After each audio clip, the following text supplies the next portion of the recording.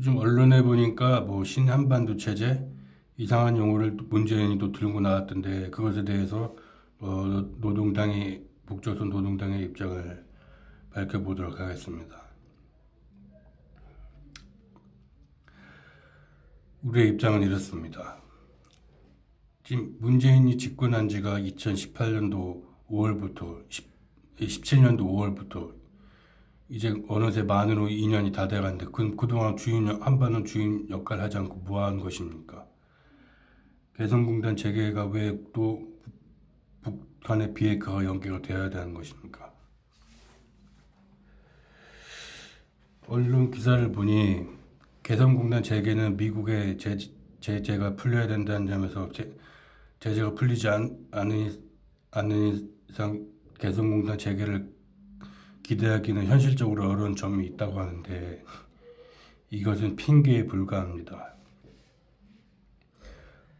현재 북한의 우방국들 치고 과거에 미국의 제재를 받은 적이 없거나 지금 이 순간에도 미국의 제재를 받지 않는 국가를 찾아보기는 어려울 정도입니다.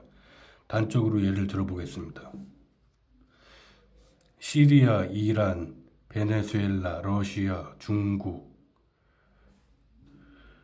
이들 국가들은 전통적으로 북한과 우방국이고 오랫동안 수교를 해온 나라들이고 지금까지도 교류를 이어오고 있는 나라들입니다. 이들 나라들은 모두 지금 이 순간에도 그 정도의 크고 작음이 차이가 있을 뿐 지금 이 순간에도 미국으로부터 제재를 받고 있습니다. 고작 경제적 제재 따위가 두려워서 무슨 나중에 어떻게 우리야 통일을 하려고 그러는지 정말 답답할 뿐입니다. 그럼 되묻고 싶습니다. 어떻게든 통일을 한 다음에 그 다음에 미국의 제재가 또다시 우리에게 가해진다면 그때는 다시 또 이혼할 겁니까? 그리고 이혼한 다음에 제재가 풀리면 다시 또 재혼할 겁니까? 돈이 없을 때는 헤어졌다가 돈이 있을 때는 다시 재혼하고 그것이 나만이 말하는 통일의 개념인지 너무 답답합니다. 한마디로 말하면 이렇습니다. 미국의 제재가 들어와서 개성공단을 재개할 생각이 없다는 것은 한마디로 말하자면 우리의 입장은 어려울 때는 교류하지 않다가 북조선이 잘 나갈 때만 교류하길 원한다는 그런 뜻으로밖에 받아들일 수 없습니다. 그리고 북조선에 대한 미국의 제재가 없을 때 하는 투자는 굳이 대한민국뿐만 아니라 누구든지 다 할 수 있는 것입니다.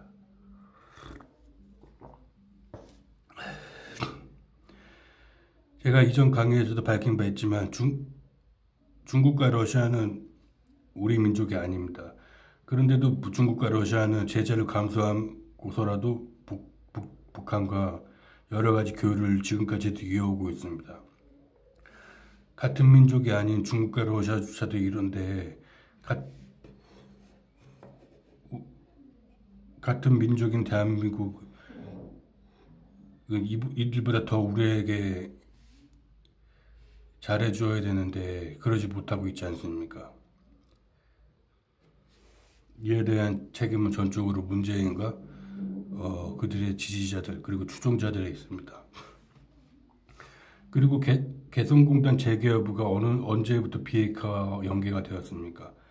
개성공단의 제재가 시작된 것이 언제입니까? 우의사 조치로 인한 것 아닙니까? 그리고 우의사 조치가 무엇입니까?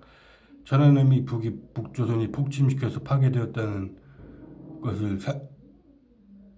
것을 토대로 하는 이러한 것에 기반한 제재가 바로 우의사 조치 아닙니까? 우리의 입장은 이렇습니다. 천안함은 북조선의 폭침으로 인해서 파괴된 것이 아니며 북조선은 가해자가 아니라 누명의 피해자에 불과합니다.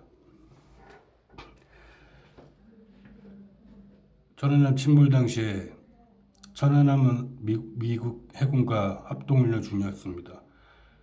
미국 해군은 물론이고 대한민국 해군의 최첨단 구축함 장소정 그리고 여러 가지 최첨단 장비를 실은 군함들이 당시 합동훈련 중이었습니다.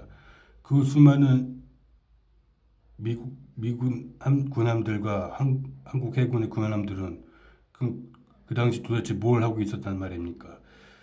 그 수많은 군함들의 감시를 뚫고 천안함을 폭침시킬 수 있을 만큼 우리가 기술력이 뛰어다는 말인지 묻고 싶습니다.